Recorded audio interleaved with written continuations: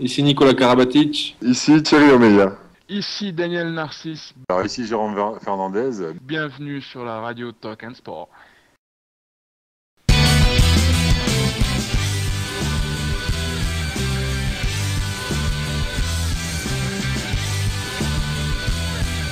C'est vrai que j'ai une demi-heure de jingle, donc j'ai le temps. 5, 4, 3, 2, 1, 0. All day. Retrouvez Andé, animé par Ludovic Gavard. Bonsoir et bienvenue à tous dans l'émission qui ne parle que de hand pendant plus d'une heure et demie. Andé vous propose un alléchant programme et en plus on va revenir sur la LNH, les favoris sont présents d'entrée. Paris, Montpellier, Chambéry, Dunkerque n'ont pas loupé leur départ. Et le choc de cette première journée, c'est le grand match de Andé. C'était en direct du Stade des Flandres US. Desca recevait Saint-Raphaël et Raphaël Cocheteux, l'ailier droit de Saint-Raph, sera avec nous dans quelques minutes. On aura également notre nouveau spécialiste de Pro D2 vers 21h. Sébastien Mangin nous présentera la deuxième journée de la Pro D2 et reviendra également sur la belle victoire de Chartres face à Dijon. On parle pas mal de PSG en ce moment, mais peut-être un peu moins de leurs supporters. Donc à 20h, vendredi à Coubertin, il y avait une ambiance digne du Parc des Princes. Et pour cause, des anciens abonnés du parc étaient venus assister au match contre Cesson. Quelles sont les raisons de leur présence au hand? Paco, un ancien abonné du PSG Foot, était présent vendredi pour le match de hand. On reviendra et il a bien voulu s'exprimer sous couvert d'anonymat dans notre émission, donc on le remercie et ça sera à peu près vers 20h30. Et puis pour finir en beauté, la LFH aussi reprenait le chemin des parquets. Et là, demi-surprise venue de Metz qui a explosé ici Paris. Et puis on va avoir les réactions d'après-match du coach d'ici Paris et des joueuses de Metz et de ici Paris.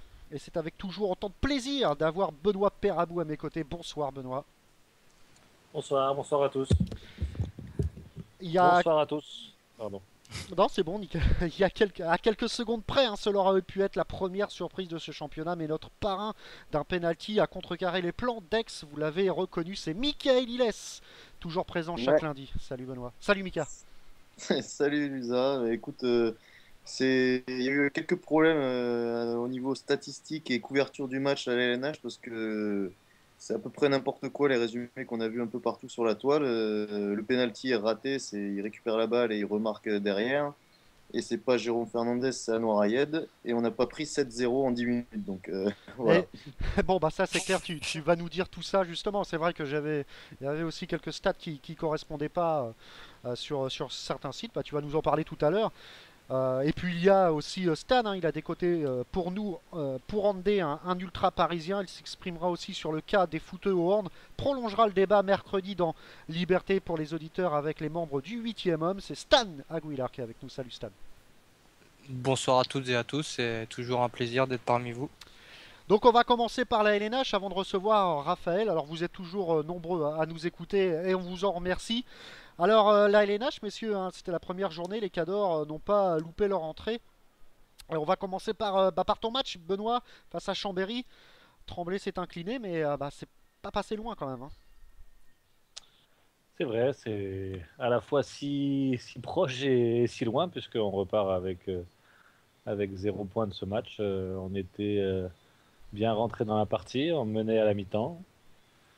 De 2 buts et on a fait une mauvaise entame de seconde mi-temps et ensuite le score s'est un petit peu creusé, on a cravaché jusqu'au bout pour essayer de grappiller un petit point et puis dans le Money Time on a un petit peu manqué d'efficacité donc on se retrouve à perdre ce premier match qui de l'extérieur paraît comme de bon augure mais qui quand même est une réelle déception par rapport à la physionomie un peu du match.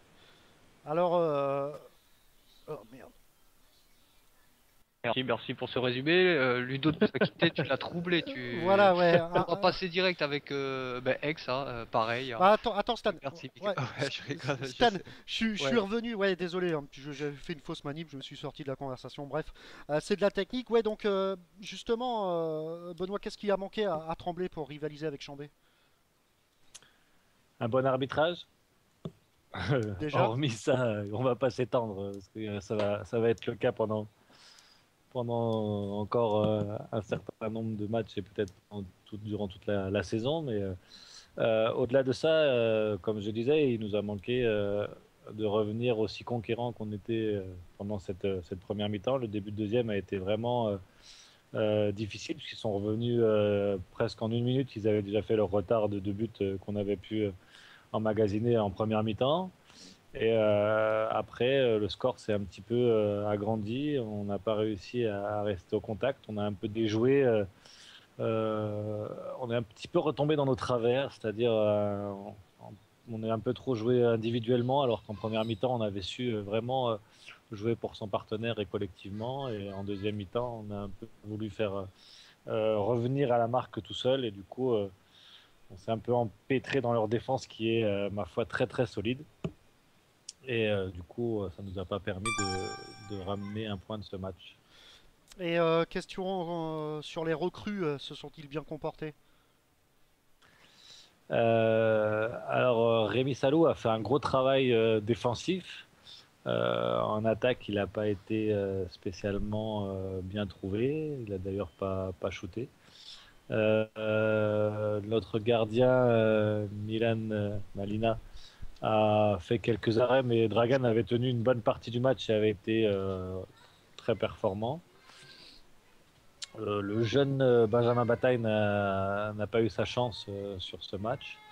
Et par contre, la bonne satisfaction, c'est Vladimir Ostarcevic, demi-centre qui vient de Celesta, qui a fait vraiment une très bonne première mi-temps.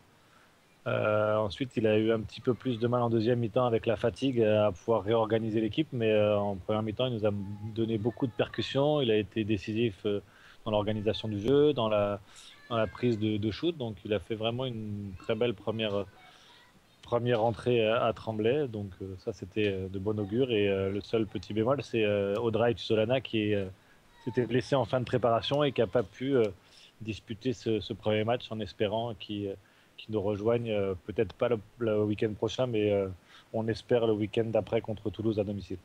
Prochain match c'est contre Montpellier. Benoît, comment on peut préparer un match comme ça? Vous tombez Chambéry la première journée, là vous recevez, vous déplacez à Montpellier, ça va être difficile. Oui, ça va être difficile, mais à la fois, il faudra bien les jouer, ces équipes-là. Donc, voilà, on va les jouer d'entrée. On les a vus très performants la semaine dernière contre une équipe de Billère un peu amoindrie.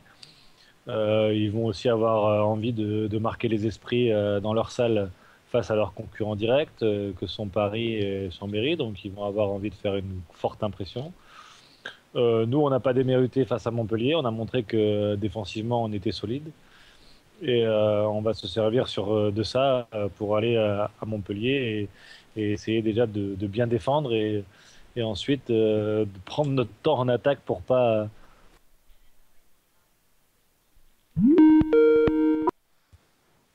Ouais, ça va être compliqué. Ces deux premiers matchs, c'est vrai que pour Tremblay, c'est pas l'idéal, hein, Benoît, de commencer par ça. Allô? Ah bah voilà, on a Raphaël avec nous. Bonsoir Raphaël Cocheteux qui est en direct avec nous et merci d'avoir accepté l'invite. Bonsoir, pas de souci, pas de souci. Alors justement, premier match du championnat, vous tomberez contre Dunkerque qui est un peu aussi le vent en poupe avec son trophée des champions. Et vous vous inclinez difficilement contre une équipe comme ça à domicile. Déjà, on va revenir aussi sur le match de Ligue des Champions, enfin de qualif de Ligue des Champions. Justement, est-ce que ce match n'a pas pesé moralement et physiquement contre Dunkerque? Je pense oui, peut-être plutôt moralement quoi, parce que de perdre après deux prolongations c'est toujours difficile quoi. Maintenant après le championnat c'est autre chose quoi, donc un match comme Dunkerque c'est un superbe match, donc on avait tous à cœur de bien jouer. Maintenant ça Ça s'est mal passé en seconde mi-temps et puis voilà, la défaite est amère parce que je pense qu'il y avait la place pour gagner. Franchement, il y avait vraiment la place, quoi. On a un trou de 10 minutes qui nous a fait très mal en début de deuxième. Tactiquement, en fait, on a mal joué tactiquement. Et voilà, c'est pour ça que je pense qu'on a perdu le match. Donc c'est un peu ça qui a manqué à Saint-Raph, 10 minutes. Ouais, 10 minutes de la première mi-temps en fait. On a fait une stricte sur Bosquet qu'on a voulu changer sur Siakam. Et Bosquet nous a mis le feu, donc c'est 10 minutes, il a fait le trou en fait. On était à -4, -5. Et après tu creuses pour revenir au score. Et puis dans les dernières minutes, Vincent Gérard nous fait deux, trois arrêts qui font mal. Donc voilà. Benoît? Oui, tu parlais justement de cette tour préliminaire de Ligue des Champions. Au-delà du résultat, je voulais savoir un peu comment vous avez vécu cet événement qui pouvait être vraiment un événement considérable pour l'évolution du club. Bah déjà, je remercie le club qui a organisé ça à Saint-Raphaël, quoi. C'est l'occasion unique de le mettre en place, quoi. Après, c'est pas sûr que ça nous arrive toutes les années. Et puis, je pense qu'on l'a abordé cet événement comme, enfin, on s'est pas pris la tête en sachant que c'était des grosses équipes, Hambourg ou Cooper, quoi. On s'est dit, on n'a rien à perdre parce qu'on n'a pas une équipe pour jouer avec des champions cette année, on le sait très bien tous. Donc c'était que du bonus si on l'a joué. Voilà, on a abordé Cooper en sachant qu'il y avait des joueurs qui étaient partis de Cooper et en sachant que c'était une bonne équipe. Et on les a pris vraiment. Enfin voilà, on les a pris pour une grosse équipe. On les a joués bien. On a fait un beau match, quoi. Et après Hambourg, Hambourg c'était voilà, on a dit on a la chance de jouer à Hambourg. En face, il y a des champions du monde, champions olympiques. Enfin, donc voilà, on a eu la chance de jouer contre eux et je pense qu'on a joué notre jeu. On est arrivé à s'élever au niveau de Hambourg et puis il a manqué la peur de gagner, moi je dis, vraiment la peur de gagner quand enfin, sur les 5 dernières minutes, quoi, on est à +4 et puis tu sais pas comment ça se passe et ils reviennent à égalité dans les dernières secondes et après aux prolongations, quoi, c'est un coup qui tout double, quoi. C'est-à-dire que moralement tu y es plus, tu essaies de te remettre dans le match et en tout cas voilà, on a montré qu'on avait une équipe qui pouvait battre n'importe qui entre guillemets. En tout cas s'élever au niveau d'équipes comme Hambourg. Maintenant le problème c'est que chaque week-end c'est pas la même chose donc voilà, il faut se remettre en question chaque week-end, quoi. Voilà. Et donc, un peu les conclusions par rapport à ce tournoi, est-ce que ça a été positif malgré la déception? Comment vous avez vécu maintenant après coup? Est-ce que vous avez emmagasiné l'expérience ou est-ce que c'est vraiment une vraie déception et ça a été difficile à encaisser? Quel état d'esprit maintenant vous avez? Pour beaucoup, c'était vraiment une déception parce que par exemple, il y a notre capitaine Fortunato, quoi. Il a jamais fait avec des champions. Donc c'était l'occasion unique de la faire et puis l'année prochaine je pense qu'il va arrêter sa carrière. Donc il y a là quand c'était vraiment déçu. Maintenant moi je pense que ça va nous servir pour la suite, quoi, en sachant que on est capable de s'élever à un niveau de jeu qui est vraiment intense et difficile. Donc ça va plutôt nous servir que de nous desservir. Maintenant c'est sûr que toute la semaine on y pensait au match, c'était dur de se remettre à penser à Dunkerque. Mais en tout cas voilà, personnellement moi ça m'a apporté de savoir à quel niveau je me situais par rapport à ces équipes-là, quoi. Voilà. Tu dis que vous avez conscience de ne pas avoir une équipe pour faire la Ligue des Champions. Qu'est-ce que tu penses qu'il vous manque encore pour arriver au niveau de ces équipes? Je pense qu'il nous manque un banc, hein. Écoute, quand tu vois Hambourg, t'as deux sets majeurs monstrueux, quoi. Quand t'as pas Laskovic, t'as Hans qui rentre sur le terrain, donc tu vois la différence. Que nous là, en ce moment, on a pas mal de blessés au niveau des arrières, donc on n'a pas de rotation au niveau des postes arrière. Et puis physiquement, tu joues tous les 3 jours en Ligue des Champions, tu vois, sans banc avec pas mal de joueurs de centre de formation derrière. Enfin, je trouve que c'est assez juste, quoi. Même si les jeunes sont bien, mais bon, je Parce pense que que vous avez des blessures, mais sinon, quand même, dans l'effectif pro, vous avez quand même deux joueurs à tous les postes. oui, mais après, tu sais très bien que la Ligue des Champions, c'est beaucoup de matchs, quoi. Donc, je pense que physiquement, en plus, on a des personnes, enfin, on a Ekel qui a 36 ans, David qui a 37 ans, tu vois. Je pense que l'accumulation des matchs, ça peut plus nous desservir par rapport au championnat qu'autre chose, quoi. Donc, il vaut mieux faire la Coupe d'Europe HF qui est un match aller-retour au fur et à mesure que de faire la Ligue des Champions. Après, c'est mon avis personnel, hein. Je pense que peut-être dans quelques années, je dirais le contraire, mais je pense que pour l'instant, il vaut mieux jouer la Coupe de HF. Justement, Voilà. Raphaël, quel est l'objectif, quelle est l'ambition dans cette coupe pour votre club? De faire aussi bien. Alors, je pense que l'objectif, c'est quart de finale, minimum. Maintenant, cette année, c'est une nouvelle version EHF. En fait, il y a un tour préliminaire, c'est-à-dire le troisième tour. Mhm. Et après, c'est des poules de 4 équipes, en fait. Je crois, c'est 4 ou 5 équipes. Donc, ça sera comme un peu la Ligue des Champions. Mais le niveau est moins relevé. Donc, enfin, entre guillemets, hein, moins relevé. Donc, il y a toujours des équipes allemandes, etc. Mais tu as plus de chances de pouvoir gagner des matchs qu'en Ligue des Champions, où quand tu jouais Flensburg, Montpellier, Lyon. Enfin, voilà, c'est très bien que tu joues plus pour le plaisir que pour essayer de sortir des poules, quoi. Donc en EHF, moi, je pense que voilà, quart de finale, c'est l'objectif du club et notre objectif à nous aussi. Alors, revenons un peu sur le match de ce week-end face à Dunkerque. Vous finissez avec 8 buts. À titre personnel, déjà, c'est un bon début.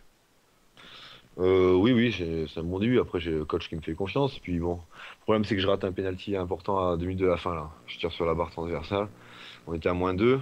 Donc voilà, si j'avais marqué celui-là, je pense que mon match aurait été complet. Maintenant, pour moi, personnellement, c'est bien. Mais comme j'ai dit, voilà, tous les week-ends, il faut refaire la même chose. Ça sert à rien de faire un bon match et 3 mauvais matchs derrière, quoi. Donc il faut être régulier pour être un bon joueur, je pense. Voilà. Prochain match, c'est face à Ivry. Ouais. Ivry qui a gagné, ça va être aussi un déplacement assez difficile. Non, non, je joue Célestat à la maison. Ah oui, Célestat à la oui, maison. oui, exact, pardon. Je regardais Dunkerque, Célestat à la maison, effectivement. Peut-être un peu plus facile, du coup. Euh, je sais pas, mais en tout cas, on sait qu'on est obligé de gagner à la maison là. Tous nos Ouais. matchs à domicile sont importants et après on va à Aix, donc on les a joués en match amical. Donc c'est 2 matchs qui arrivent, nous on veut gagner les points, même si Mickaël veut gagner aussi, mais ça va être, euh, ça va être 2 matchs, nous on veut pas lâcher de points parce qu'on sait qu'après à l'extérieur, contre des grosses équipes, ça va être très dur quoi. Donc au moins ces 2 prochains matchs, ça va être, voilà, je suis sûr que ça va être des matchs super serrés en plus. Parce que c'est des matchs, déjà le derby avec Aix, c'est toujours le derby entre guillemets, on s'aime pas trop, c'est-à-dire que ça va envoyer. Et avec Célestat, voilà, c'est une équipe qui est assez ambitieuse, qui a des bons joueurs, mais je pense qu'à la maison, on va faire le boulot, quoi, en tout cas. Alors, Voilà. justement, dans ce championnat, bon, voilà, la Dream Team parisienne, il y a aussi Chambé, Montpellier. Il reste pratiquement allez, que des miettes pour des équipes comme justement Saint-Raph. Est-ce que justement vous pouvez essayer de créer la surprise, monter sur le podium? Quels sont les objectifs dans ce championnat qui paraît quand même assez relevé, hein? Bah, nous, déjà, maintenant, c'est bien que Paris ait ce statut-là, parce que nous, ça nous enlève un peu de. Parce qu'on l'année dernière, on a fini troisième, donc on nous attend plus troisième, on nous attend plus cinquième. Donc on est un peu outsider. Et puis voilà, nous l'objectif, c'est d'être européen chaque année, quoi. Le club, en tout cas, est ambitieux par rapport à ça. Maintenant, on n'est pas. Enfin voilà, je pense que il y a Montpellier, Paris et Chambéry qui sont encore au-dessus de tout le monde. Et nous, on est avec Dunkerque. Je pense je pense avec Dunkerque, on va être tous les deux à se battre pour la quatrième, cinquième place. Benoît? Voilà, il y en a en tout. Oui, oui. Je Non, vous non, écoute. c'était une petite question pour Benoît. Finissez, Raphaël. Oui, oui, c'est bon. C'est bon. Benoît? Oui, donc tu disais que justement que vous aviez fini troisième la saison dernière. Est-ce que vous avez vécu cette saison comme une satisfaction ou vous avez quand même un petit peu de regret d'avoir lâché des points à droite à gauche et de ne pas avoir pu tenir plus longtemps la compétition avec Chambéry? On perd d'ailleurs un point contre Tremblay à la maison. On fait match nul, celui-là il nous fait mal. Oui, bien sûr, on perd, je crois, 6 contre Cesson à la maison aussi. Celui-là, il nous fait ces 2 points qui fait mal. Mais je pense que troisième place, c'est vraiment notre place qui est notre place, quoi. Deuxième, on méritait pas de deuxième, quoi. Donc, je pense que c'est le meilleur objectif que le club puisse faire, troisième. En tout cas, hein. Moi, c'est personnellement ce que je pense. Voilà. Alors, On parle à Saint-Raphaël de doubler le budget dans les années qui viennent. Est-ce que c'est du concret? Est-ce qu'on vous en a parlé en interne ou est-ce que c'est un peu du feu de bois? C'est le maire. Le maire nous en a parlé à la présentation des joueurs. En fait, le maire aime beaucoup le handball ici, donc il est vraiment à fond derrière le hand et prêt à mettre de l'argent, quoi. Je pense que c'est vrai maintenant, de là à te dire que c'est sûr à 100%. Il veut parler avec les riches qui achètent des bateaux, les places sur les ports. Il parlait d'agrandir, c'est ça, d'agrandir le port. Ouais, en fait, C'était l'argument qu'il mettait en avant. voilà, c'est-à-dire que les gens qui veulent acheter une place de 25 mètres pour leur bateau, qu'ils donnent par exemple 40 000 € en plus pour être partenaire par rapport au club, quoi. Donc il veut trouver de l'argent comme ça. Maintenant, je suis pas sûr que les Russes soient bêtes non plus en disant bah attendez, je vais vous donner de l'argent pour le club, pour le plaisir, quoi. Donc bon, après, je sais pas comment ça se passe, mais oui, il veut augmenter le budget si nous on arrive à être européens et que voilà, eux, leur objectif c'est de faire venir des grands joueurs. Donc peut-être que je pense que ça marchera, quoi. Alors j'ai une petite question sur le chat de Sabine qui nous demande que vous apporte l'arrivée d'Adrien Dipanda. Ben écoute, Dipanda il nous apporte en défense déjà énormément, parce que c'est un très bon défenseur. Et puis une rotation sur le poste d'arrière droit, on avait Jan Stelik. Mikola l'année dernière, c'était Tussera, il est reparti en Ukraine, il s'est pas du tout intégré à l'équipe, quoi. Il parlait pas du tout français, il a pas trop fait d'efforts par rapport à ça. Et puis c'est un bon mec, quoi. C'est-à-dire qu'il s'intègre bien dans le groupe, il n'y a pas de souci. Vraiment, c'est un bon mec. Et là, il nous a prouvé, en tout cas sur les matchs du tournoi de la Wildcard et sur Dunkerque, il nous a apporté sur la base arrière, quoi, énormément. Et surtout en défense. Je pense vraiment qu'il nous a apporté en défense. Voilà. Ouais, moi je voulais te demander aussi, est-ce qu'il n'y a pas un peu un déficit de public à Saint-Raph? Parce que j'ai été étonné de voir que même pour la finale contre Hambourg, les tribunes n'étaient pas pleines. Ouais, non, mais moi, je suis scandalisé par ça aussi, hein, je peux te le dire. Je me demande qui c'est qui travaille dans la communication au club et qu'est-ce qu'il fait. Parce que là, tu organises un tournoi de wildcard et t'as 1500 personnes alors que tu peux accueillir 3000 personnes. Donc, franchement, j'arrête pas de me parler de ça et j'ai aucune réponse vraiment à te donner, quoi. Je suis scandalisé, moi. Ouais, D'accord, ouais, mais c'est Après, c'est n'importe une ville, la ville aussi, c'est une ville un peu vieille, tu sais, donc avec pas mal de vieux et les vieux pour les bouger. Pour ça, enfin, tu vois ce que je veux dire, quoi. C'est assez difficile. Alors qu'à Aix, je suis sûr que ça aurait été rempli, quoi. quoi. Ça me doute, ouais. Ouais. pas de. Ouais, c'est vrai, puis vous n'êtes pas concurrencé par le foot non plus, qui a Non, un corps puis il y a, national. il y a quand même il y a quand même pas mal de villes sportives autour de Saint-Raphaël. C'est bizarre qu'il n'y ait pas plus d'engouement. Bah ouais, mais moi aussi, enfin, je comprends pas, tu vois. T'imagines, Parce que tu joues Nice, Hambourg et Rennes, Cooper et t'arrives pas à remplir une salle 3000 personnes, quoi. Donc, soit il y a les gens, ils font pas leur effort, soit, parce que moi, en plus, nous, on a droit, par exemple, qu'à 2 places par personne. Si tu donnes, s'il y avait personne dans les tribunes, tu me donnes 4 places, moi, je te trouve 4 personnes qui viennent pour assister à des matchs comme ça, quoi. Donc, enfin, bon, j'ai l'impression qu'ils sont plus optés pour les joueurs que pour la communication, quoi. Ouais, ce qui est dommage, hein, parce qu'un public, c'est vrai que c'est toujours aussi important. D'un point de vue personnel, Raphaël, vous entamez votre 7e année, je crois, du côté de Saint-Raphaël. Cinquième, faut pas 5e. exagérer. Ah, bah, 5e. Ouais, décidément, les stats, ils sont pas au point, hein. Et contractuellement parlant, vous en êtes où il vous reste combien d'années avec Saint-Raph? Moi, il me reste 2 ans encore, j'ai re-signé un air pour 2 ans. Et jamais eu le goût d'aller voir ailleurs? Ou Si, j'avais des propositions ailleurs, mais après, Saint-Raphaël, ben, comme on dit, on sait pas ce qu'on perd, on sait pas ce qu'on trouve. Donc pour moi, à Saint-Raphaël, ça se passe très bien. Les objectifs chaque année augmentent, quoi. Là, on joue la Coupe d'Europe, c'est ce que je voulais jouer. Et puis voilà, j'ai pas mal de temps de jeu aussi, donc c'est important, quoi. J'ai pas envie de me retrouver dans un autre club pour jouer être numéro 2 ou pas avoir beaucoup de temps de jeu, quoi. J'ai envie de m'exprimer, donc pour l'instant, ça se passe très bien. Je suis très bien ici, quoi. Voilà.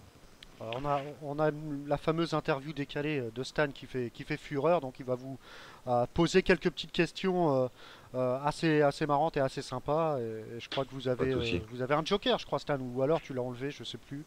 Non, il n'y a plus de joker malheureusement depuis Pas l'année grave. dernière, hein. Depuis Didier Dinard, hein, rappelle-toi, hein. Je Exact. l'ai même boycotté quand il est venu, hein. La Il semaine n'a pas dernière. eu droit à sa deuxième interview décalée. Donc, bah, non, rien d'extraordinaire, Raphaël, des petites questions comme ça, histoire Ok. de J'ai pas détendre. de tabou, ouais, j'ai pas de tabou, effectivement. Parfait, parfait. De toute façon, c'est histoire de détendre un peu, descendre l'atmosphère, non, la détendre. Donc, on va commencer par ton meilleur et ton pire souvenir handballistique.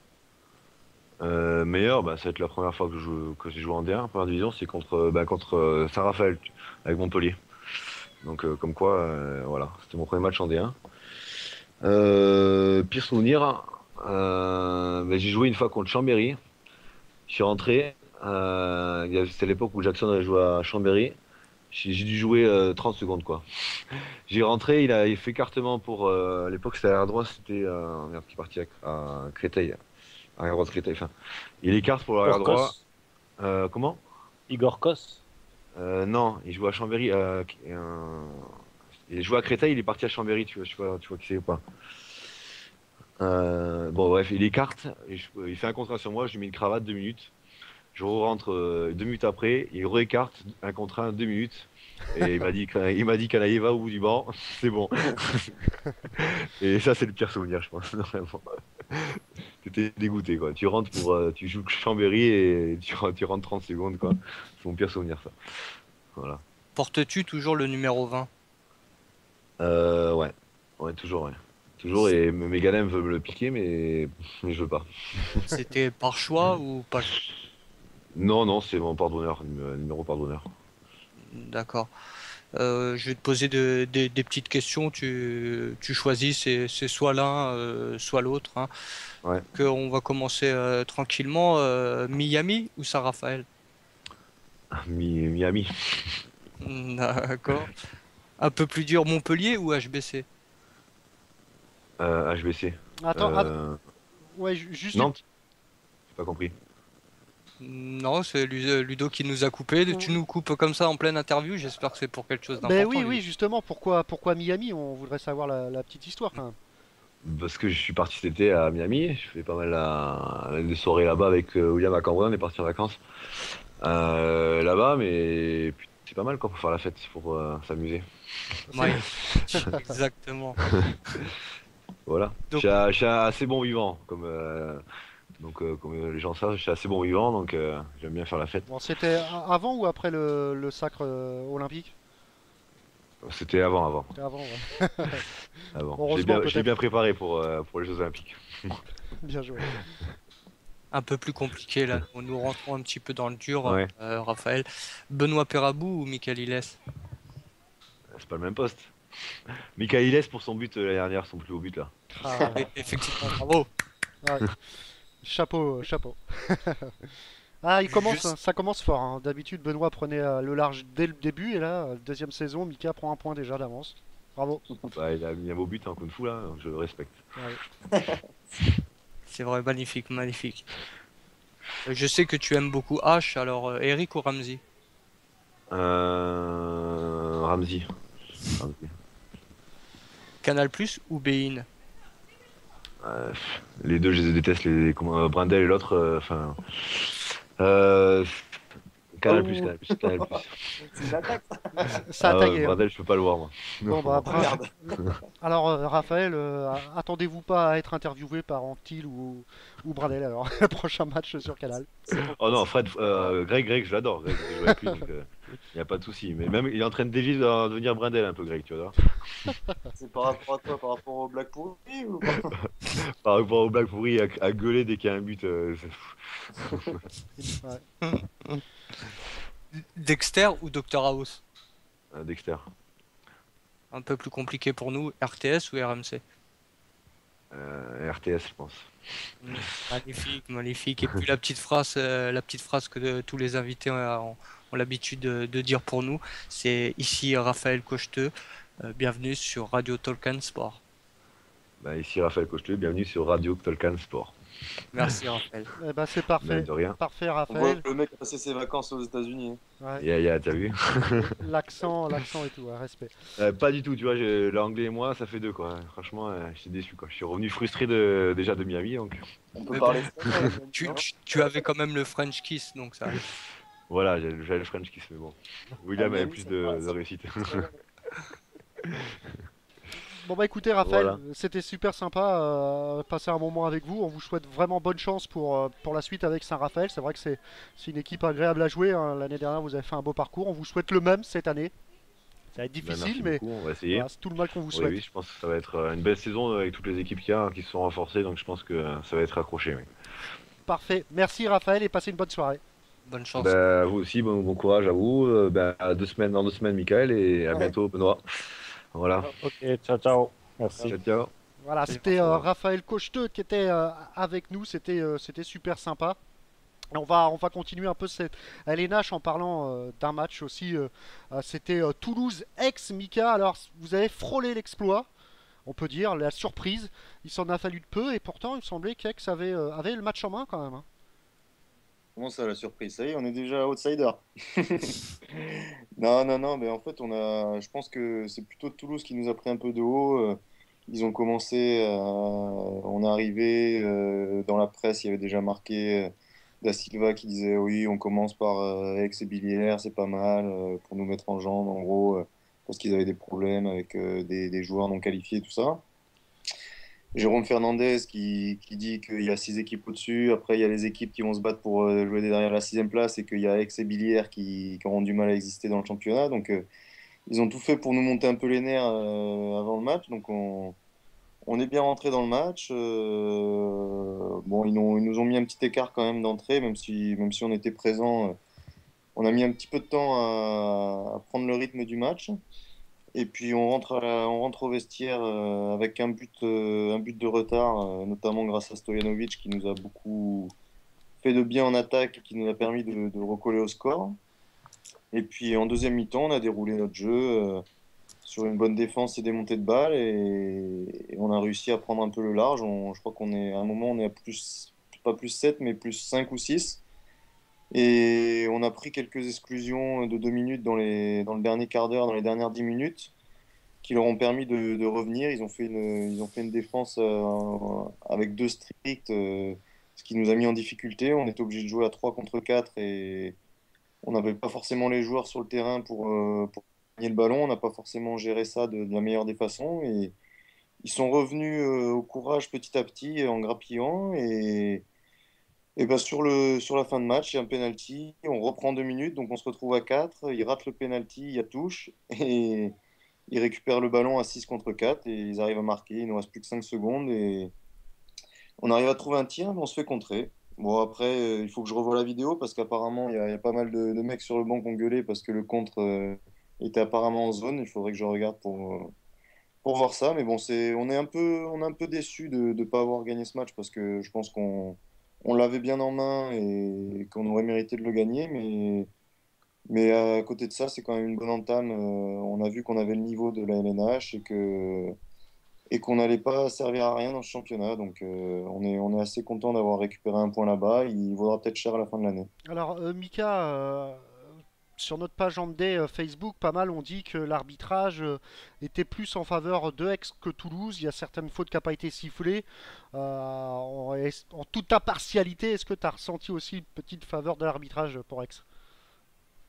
J'ai pas envie de dire qu'il était favorable. Non, comme je te dis, on a pris des exclusions en fin de match, mais elles étaient justifiées. Je pense que tout ce qu'ils ont sifflé, je les ai trouvés très bons. C'est une nouvelle paire d'arbitres composée de Reveret parce que Lazare a arrêté et de Pichon. Ils sont.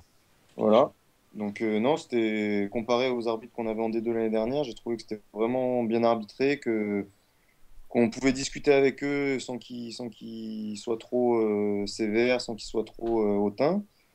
Et bon, à Toulouse, ils ont fait que pleurer tout le match, donc forcément, ils vont dire que l'arbitrage était en leur défaveur. Et j'étais un peu déçu d'ailleurs de ça, notamment de Jérôme Fernandez qui a fait que s'apitoyer sur son sort pendant tout le match. À chaque fois qu'il y avait quelque chose de sifflé, il avait quelque chose à dire. Et derrière, bah, tous les joueurs de son équipe, du coup, ont un peu suivi dans le même sens. Je pense pas qu'on puisse dire que c'était en leur avantage. On a pris carton rouge à la 10e minute, alors il est à peu près justifié, mais c'est pas non plus scandaleux. Donc, enfin voilà, il aurait pu y avoir simplement 2 minutes, on prend le rouge. On a pris beaucoup de 2 minutes pendant le match, on a pris beaucoup de pénaltys. Donc, non, non, je j'ai pas trouvé, même dans les 2 dernières minutes, moi je provoque un passage en force, il est pas sifflé. Enfin, j'ai pas envie de dire que c'était à notre avantage ou au leur. Je trouve qu'ils ont vraiment bien arbitré ce match et qu'ils l'ont bien tenu. À titre perso, tu plantes encore pas mal de buts, hein. Ouais, juste pour terminer, je pense que si l'arbitrage avait été en notre faveur, avec plus 6 à 10 minutes de la fin, je pense qu'on aurait gagné le match. Donc, Voilà. Ouais, encore des problèmes d'arbitrage. non, mais comme je te dis, moi j'ai vraiment été. Bon, après, voilà, peut-être que du fait que je sois satisfait, ça veut peut-être dire qu'il a été plus en notre faveur. Je sais pas, il faudrait que je revoie la vidéo. Mais bon, il y a un petit problème. La LNH a des problèmes en ce moment, que ce soit avec les stats ou avec les vidéos. Là, les vidéos des matchs sont pas encore en ligne. Donc il va falloir qu'ils rétablissent tout ça. Et puis sinon, personnellement, oui, bah, c'est une bonne entame. J'ai eu beaucoup de pénaltys surtout. Donc je fais 4 sur 5 au pénalty. Bon, bah, comme Raphaël, je suis un peu déçu de ne pas avoir mis le dernier. Mais bon, sinon, non, un bon match pour moi. Et je suis assez content de ce début de championnat. Mais je pense que c'est pareil pour toute l'équipe de Aix. Bah, c'est parfait. Et puis le prochain match, quand même. on sait que Tremblay va à Montpellier et vous, eh ben, vous recevez PSG Handball, premier match de la saison à Aix. C'est une grosse affiche. Vous vous préparez comment à affronter cette Dream Team que tout le monde attend? Ouais, on se prépare sans trop d'illusions, comme Raph le dit, ils ont pas le niveau Ligue des Champions, mais nous c'est un peu pareil, hein. Paris c'est une équipe de Ligue des Champions maintenant, donc on se fait pas trop d'illusions, mais on va jouer notre chance, on va tenter des coups, mais on veut pas non plus se désorganiser parce qu'on a des matchs qui arrivent importants après et que ça va être un match de travail et ma foi, si l'opportunité se présente, eh ben, on n'hésitera pas à plonger dans la brèche. Alors il y a d'autres matchs, hein. Forcément il y a PSG Handball, on y revient dans quelques minutes avec Paco, le supporter parisien. On va vite fait voir, donc Montpellier s'est largement imposé face à Billière, 50-24, c'est un record, 50 buts Benoît. Ouais, je Euh, le répète, hein, Canal+, encore un très beau choix d'affiche quand même pour le premier match de championnat. Montpellier, le champion contre Billière, la recrue. ouais. La, l'équipe qui monte, moi je suis un peu déçu. Il y avait des beaux matchs comme Tremblay-Saint-Raph, comme Dunkerque-Saint... Tremblay-Chambéry, Dunkerque-Saint-Raph. Il y C'est avait vrai. vraiment des belles affiches à retransmettre. Encore une fois, on veut mettre Montpellier alors qu'ils sont passés 2 fois au Trophée des Champions la semaine d'avant. Je Exactement. pense que le public les avait vus et que c'était pas forcément la peine de... Mais bon, Surtout c'était pas Ouais, un mais cadeau. Nicolas Karabatic ne joue pas dans les autres équipes, il joue à Montpellier. Donc Ouais, mais on veut voir jouer Nicolas Karabatic. il y a beaucoup d'internationaux dans toutes les équipes. Je pense que les frères Gilles, Ah, on mais les a pas pas de vus. Nicolas Karabatic. Pardon? D'accord. Ouais. Ouais, ouais, mais C'est un Ah, peu. maintenant, il y a Hansen à Paris, donc. c'est- voilà, même le Paris-Cesson, et ça devait être un bon match, même Ah, mais si... il est passé sur. Il est passé sur Sport Plus, pardon. Ouais. Ouais. Il est passé. Donc je disais Billière, messieurs, face à Montpellier, 50-24. Bah, début difficile pour Billière, sans prendre 50 en plus. Moralement, ça doit être difficile à gérer, Benoît. Ouais, mais voilà, il leur manquait pas mal de joueurs. Il y avait pas mal de joueurs qui avaient copé de suspension suite à leur dernier match de D2 un peu houleux. Donc, ils savaient qu'ils n'étaient pas dans les meilleures conditions pour aborder ce match-là, en plus contre le champion en titre. Euh, Ils n'avaient pas idée de faire, voilà, de prendre une telle raclée. Ils voulaient limiter la casse. Et là, s'ils n'ont pas réussi à le faire parce que Montpellier a vraiment fait preuve de beaucoup de rigueur et malgré l'écart conséquent, ils n'ont jamais relâché la pression. Et ils ont continué à jouer tous les ballons. Et c'est vrai que Bière, après, s'est enfoncé petit à petit dans une grosse détresse. Mhm. Et le score est vraiment dur, mais voilà, Bière aura quelques arguments à défendre durant cette saison, notamment à domicile. Donc, je pense que c'est pas spécialement une déconvenue. C'est vraiment, voilà, c'est un aléa. C'est dommageable pour eux. Ça commence comme ça, mais ça va pas non plus leur plomber la saison, quoi. Je pense pas. Ils ont quand même quelques valeurs de défensive Ouais. qu'ils ont montré durant de nombreuses saisons qui va leur permettre d'essayer De de relever faire la meilleure tête. figure dans les prochains matchs. De relever la tête. Ouais. Billière Pour rebondir, c'est surtout qu'il leur manquait leurs deux numéros 3 centraux. Comme dit Benoît, c'est une équipe qui base son jeu sur la défense essentiellement. Et il leur manquait leurs deux gros défenseurs.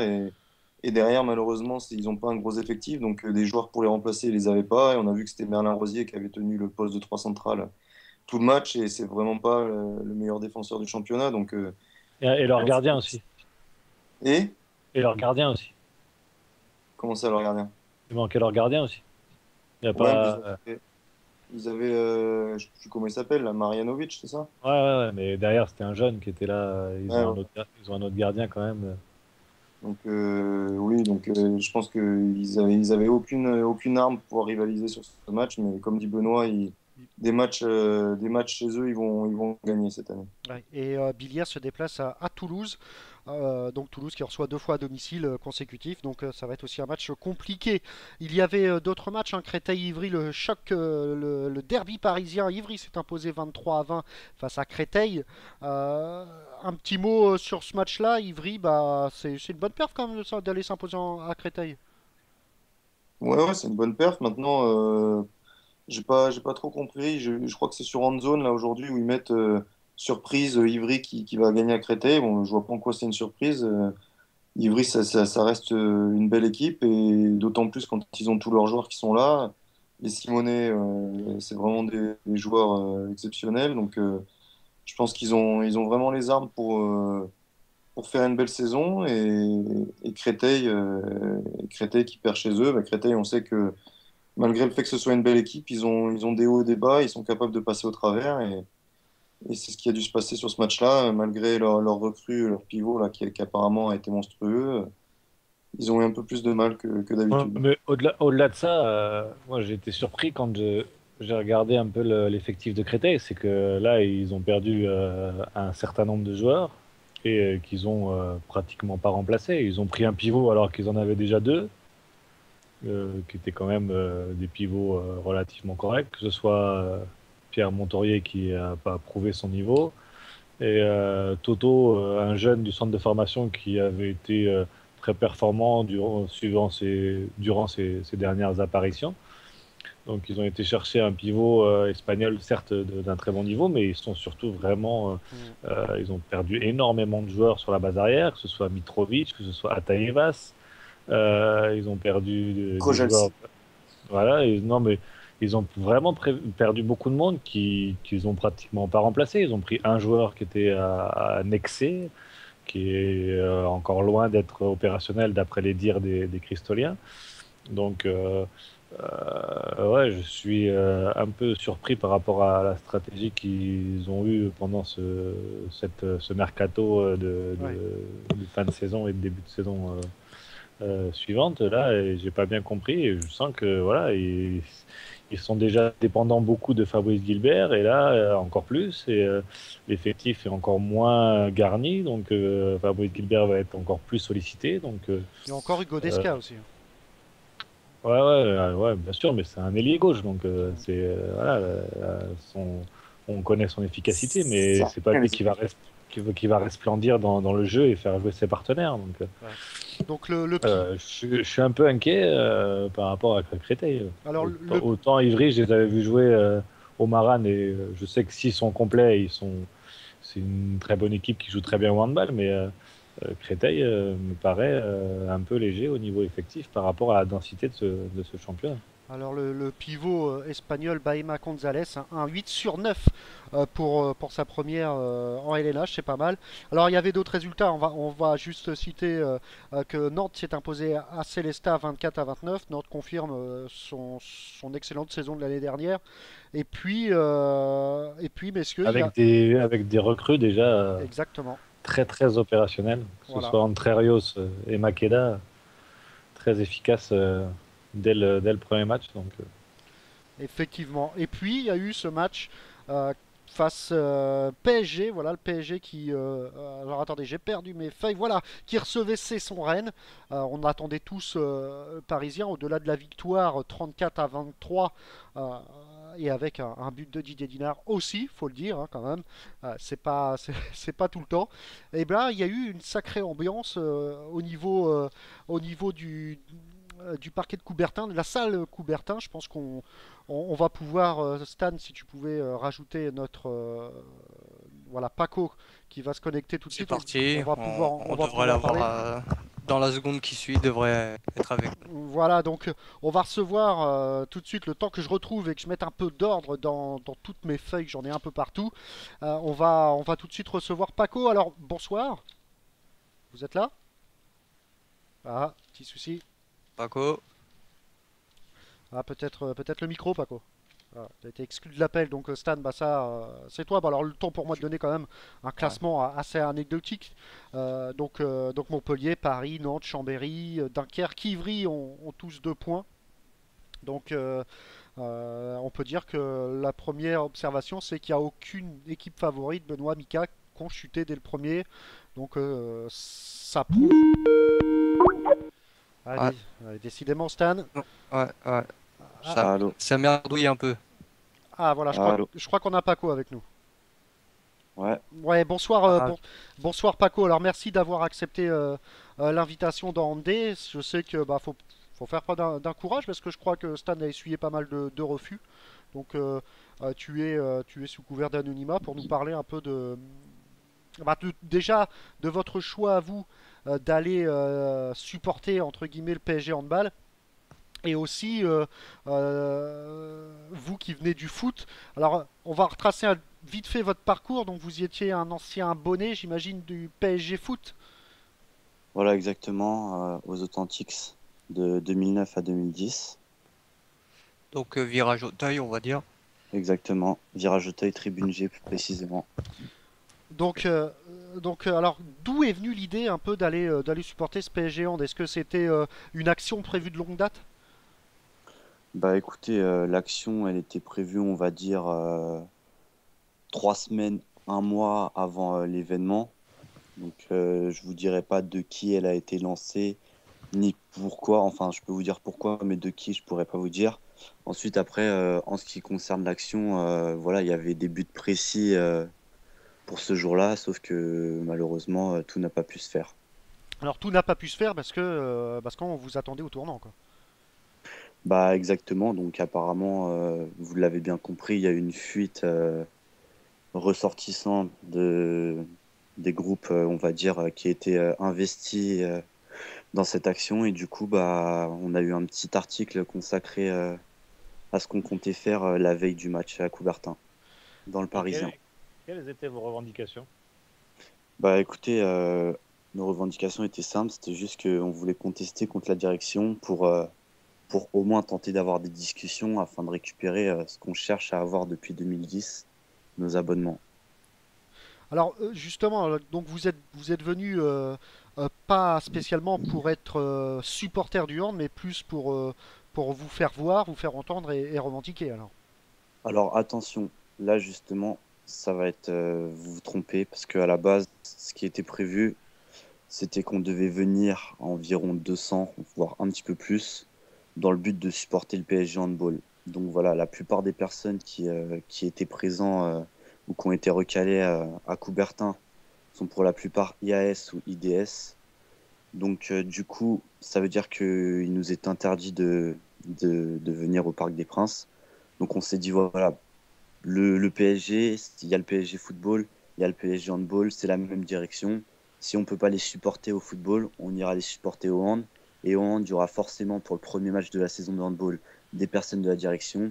Et s'ils nous avaient laissé rentrer, ils auraient pu voir qu'on pouvait supporter une équipe de handball sans qu'il y ait de débordement, sans qu'il se passe rien. Et c'est ce qu'on essaye de faire comprendre depuis des années, sauf qu'il n'y a personne qui veut nous entendre. Alors, juste une chose, pour supporter le handball, c'est pas le handball. Ouais, excusez-moi. Handball. Et autre chose, pourquoi tu as été blacklisté par exemple? Pourquoi j'ai été blacklisté? Bah, à la base, je ne suis pas blacklisté. Je suis un indépendant qui n'a jamais, on va dire, eu de problème avec le PSG et la direction. Donc du coup, moi, je suis un ultra qui a voulu rentrer à Coubertin tranquillement, comme une personne qui allait voir un match de hand. Et voilà, je tombe sur un responsable que j'avais déjà vu au Parc des Princes, mais qui lui ne m'avait pas vu. Et je pense que à la façon vestimentaire dont j'ai voulu me présenter, a compris que je faisais partie de ces supporters ultra de l'ancien PSG, on va dire, qui est mort en 2010. T'as pas dit que t'étais interdit de stade? Non, moi je suis pas interdit de stade, mais je vous ai juste dit que dans les 200, il y en avait quelques-uns qui étaient interdits, IAS ou IDS, voilà. Ouais, mais ceux qui ont été interdits, alors ils ont été interdits pourquoi? Parce que l'objectif du refus du club, sur leurs arguments, c'est justement d'éviter tout débordement et d'empêcher des personnes qui ont été blacklistées de venir mettre le bordel dans une enceinte de hand qui ne représente pas les valeurs que véhicule le sport. Voilà, exactement. Bah écoutez, j'ai envie de vous dire, Auteuil et Boulogne, ça s'est fini à cause d'environ 300 personnes. Donc sur 300 personnes, vous en avez 12 700 qui n'étaient pas responsables des incidents qu'il y a eu en 2010 lors du PSG-OM. Donc ces interdits, on va dire, qui devaient ou étaient à Coubertin, la plupart des interdictions qui leur ont été collées, c'est pour des trucs qui on va dire, qui sont pas justifiés. Une fois, il y a eu un PSG Saint-Etienne, reprise d'un championnat, 200 IDS qui tombent parce que des personnes ont voulu faire une manifestation pacifique dans la rue à côté du Parc des Princes. Aujourd'hui, voilà, le PSG, ils balancent des IDS à tout vent. Dès qu'ils peuvent trouver une excuse, que ce soit pour une banderole, un chant protestataire, ils vont coller des IDS jusqu'à ce que plus personne puisse rentrer au stade et que plus personne puisse aller voir le PSG. Et voilà, il y a des IDS qui tombent de jour en jour. Ça continue. À Coubertin, je pense qu'il y en aura qui vont encore tomber. Et voilà, du coup, les effectifs se réduisent et on est réduit à ne plus être beaucoup. Alors, Paco, IDS, hein, pour les auditeurs qui nous écoutent, c'est des interdictions de stade. Hein. Voilà, exactement. Et IAS, c'est interdiction administrative de stade. Voilà, exactement. Et quelle est la différence alors? Aucune. Ok, parfait. Alors, il y a pas mal d'auditeurs qui vous reprochent d'emmener vos problèmes de footeux au hand, à l'image du maillot et de la banderole. Là, le parc était mieux avant. Il y a eu un gros débat hein, ce week-end. Stan, tu pourras confirmer sur la page Facebook. Vous êtes. Alors, les supporters hand vous reprochent également. Voilà, parce que maintenant c'est PSG que vous venez supporter, alors que l'année dernière, le Paris handball était vraiment au gouffre et à deux doigts de la relégation. Je dirais comme 90% de la salle qui avait ça vendredi soir. Ouais, oui, peut-être, mais là, le cas se porte sur justement les footeux. Alors, quel est l'avenir de votre groupe? Est-ce que vous allez vous représenter? Est-ce que vous allez former un groupe de supporters PSG hand, ou alors c'était juste une action comme ça unique? Donc déjà, pour ce qui est de votre groupe, déjà j'ai pas de groupe, je suis un indépendant qui fait juste partie du mouvement contestataire, du moins du mouvement ultra parisien qui reste. Ensuite, pour ce qui était du handball, voilà, on a compris que pour cette première journée de handball, pour cette première journée, on a compris qu'il y aurait la direction du PSG qui serait présent à Coubertin. Donc voilà, nous, ce qu'on a fait, c'est qu'on a acheté le pack PSG Cesson et PSG Montpellier. À la base, on voulait juste aller à PSG Cesson. On voulait venir supporter. Voilà, il y allait avoir sûrement des banderoles avec marqué des messages. Mais le but n'était pas de venir et foutre la merde. Et voilà, le problème, c'est que ceux qui ont voulu rentrer se sont fait boycotter. Et ceux qui ont été à l'intérieur et qui ont chanté pour le club, bah voilà, ils sont ressortis, on leur a pris leur identité. Donc, il y avait un journal assez connu que je citerai pas, qui a dit que vous y avez été sorti à la mi-temps par des coups de matraque. Vrai ou pas? Ah oui, vous parlez de SoFoot. Non, mais il n'y a pas de souci, vous pouvez dire les journaux, vous inquiétez pas, on les a tous lus. On a lu le Parisien qui nous en a mis plein la tronche. On a lu SoFoot on a lu SoFoot qui nous a défendu, vous inquiétez pas. En ce qui concerne ceux qui ont été sortis par coup de matraque, je ne suis pas au courant parce que moi je faisais partie de ceux qui se sont fait recaler dehors et qui justement ont été poursuivis par les CRS. Pourquoi? Parce qu'on était derrière une banderole en train de faire 3 champs contestataires. Il a fallu 3 champs contestataires pour qu'on se fasse courser par une vingtaine de CRS. Moi je comprends pas, la liberté d'expression elle est où? Donc votre, on va dire entre guillemets, votre protestation et votre revendication ce soir-là face à Cesson n'a pas été du tout entendue, ça ne servira à rien. Bah, c'est pas qu'elle n'a servi à rien, parce que néanmoins, il me semble que plus d'une cinquantaine de supporters étaient présents à Coubertin, si j'ai bien compris, et si j'ai bien vu les vidéos.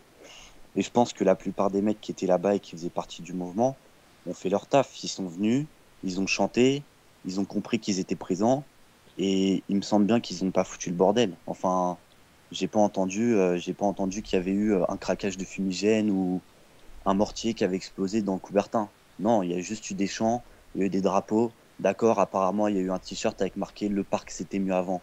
Voilà, le parc, c'était mieux avant. Ce t-shirt, c'était juste un message qui était adressé aux personnes de la direction qui étaient présentes à ce match. Mais sinon, c'est des supporters qui sont venus à Coubertin. Ils ont respecté ce qu'on leur avait demandé. C'était de supporter le PSG et faire comprendre qu'ils avaient leur place dans le Parc des Princes. Bon, on va demander à nos deux joueurs professionnels qui sont avec nous tous les lundis, Benoît Perabou et Michael Ilès. Alors, qu'est-ce que vous pensez de tout ça? Est-ce que Benoît, toi qui fait partie un peu de l'ancienne génération des handballeurs, t'as connu, ça fait 10 ans que tu étais au plus haut niveau, les footeux qui arrivent au hand, c'est bien ou pas? Non, mais au-delà de ça, comme on le disait avant, c'est bien de venir supporter une équipe, mais c'est vrai que l'année dernière, Paris Handball était tout seul et jamais de groupe de supporters est venu supporter Paris alors qu'ils en avaient bien besoin. On connaît la salle de Paris et c'est un public assez feutré, c'est beaucoup de spectateurs, pas beaucoup de supporters, donc qui viennent au foot. qui viennent du foot, pardon, pour arriver à vendre, avec plaisir, mais que ce soit pas le théâtre de revendication pour défendre leurs idées. Je pense qu'il y a d'autres endroits pour le faire.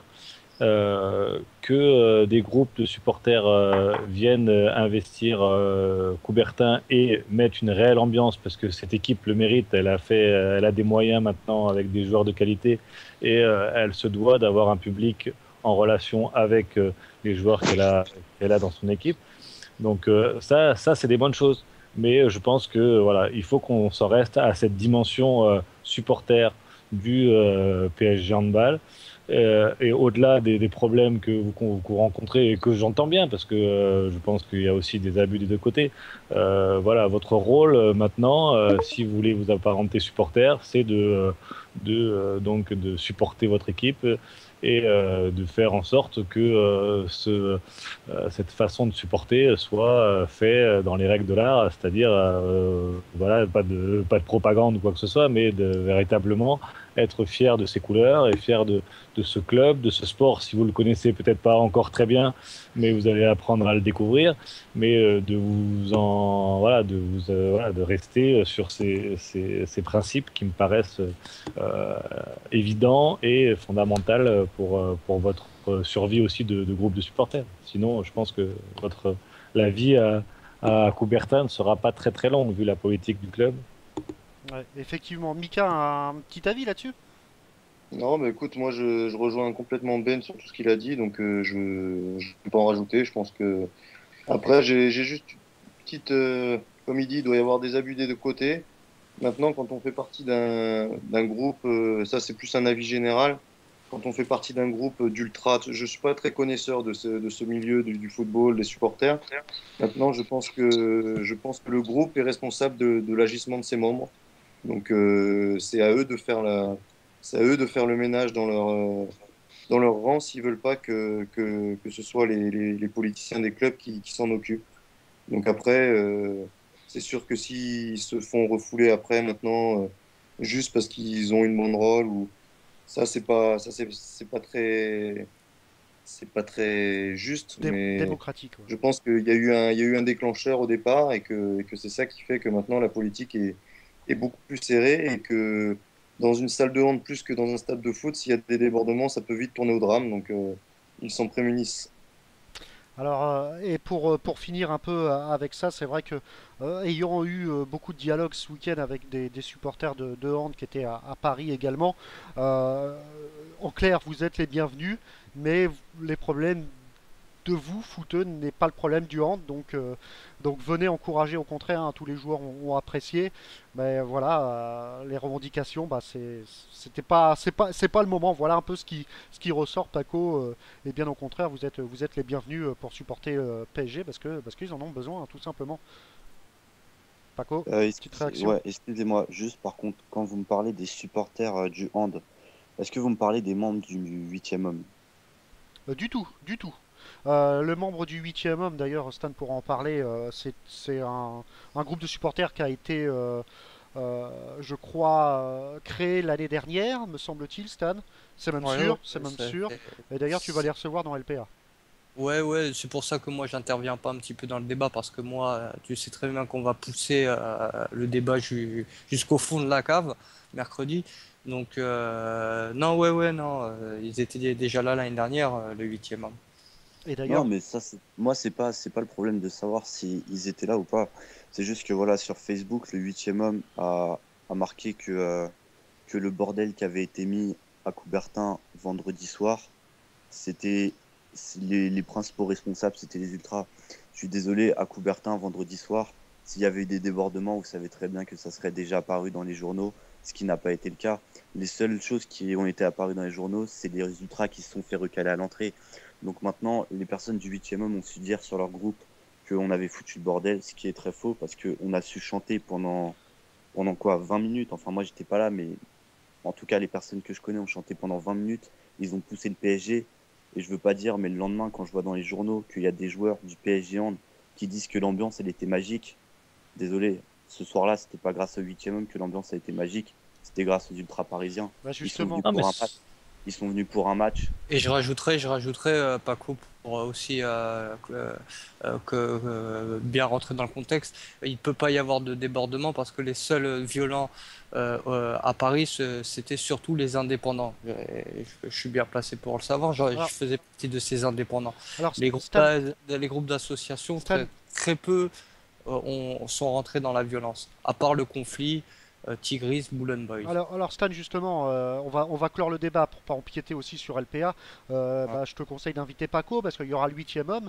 Il me semblait que le 8e homme préconisé était pour l'arrivée des... Ils ouvraient la porte de leur groupe pour les ultras et tout. Alors il y a vraiment une incompréhension totale entre le 8e homme et justement Paco et la page Facebook. Donc ça, c'est ton boulot, Stan, mercredi dans LPA. Exactement. Donc on va remettre les choses dans le contexte. Non, mais juste moi aussi pour finir, que les joueurs ont dit ça, c'est exactement ce que je pense. C'est que si les joueurs ont vécu ça de manière favorable, moi j'ai l'habitude de jouer aussi dans certaines grandes salles. Quand tu as un public derrière toi qui te pousse, obligatoirement tu vas sortir gagnant-gagnant. Les supporters vont prendre du plaisir, les joueurs aussi. Mais au-delà de ça, c'est que voilà, chacun a ses problèmes et que vos problèmes, je pense qu'il y a d'autres endroits pour les mettre en avant et que vous continuez à supporter le PSG. Je pense que ce sera très bien comme ça. Dernière petite question, c'est un petit quiz, ça allait même pour Paco, peut-être que tu sais comment s'appelait Paris Handball avant. Alors là, aucune idée. Le PSG Arnières. PSG Arnières. PSG Arnières. Oui. J'étais là. Voilà. Non, quand même pas. Non, peut-être pas non plus. Mais voilà, donc tu vois, le PSG de Villiers à côté. le PSG avait déjà un club de hand. Et ouais, il y a déjà quelques années, comme quoi. Le Paris Handball, c'est pas si vieux que ça, hein. Il y avait un PSG Handball il y a quelques années déjà. Il y a quoi? Il y a peut-être 7-8 ans. Il y avait déjà un PSG Handball, exactement. Voilà, donc et avant, c'est vrai que c'était encore le PSG Agnières à l'époque de Denis Latou, de exactement. Monturel. Alors moi, j'ai bisexile, quoi. Ouais, ça date. Allez, il est 21h. Je remercie Paco d'avoir eu l'honnêteté de venir discuter avec nous. C'était pas encore en terrain conquis, Paco, parce que bon, voilà, on est des pros de hand. Et il reviendra dans LPA, Paco. Ben voilà. Et puis merci Paco. Et puis c'est bien aussi d'avoir les réactions de joueurs qui jouent tous les week-ends sur les parquets. Foutez le feu à Coubertin dans. Ah, c'est pas péjoratif. Hein. Dans le bon sens du terme. Dans le bon sens du terme. Dans le bon sens du terme. Et puis ne dites surtout pas ça. Soit ultra cool.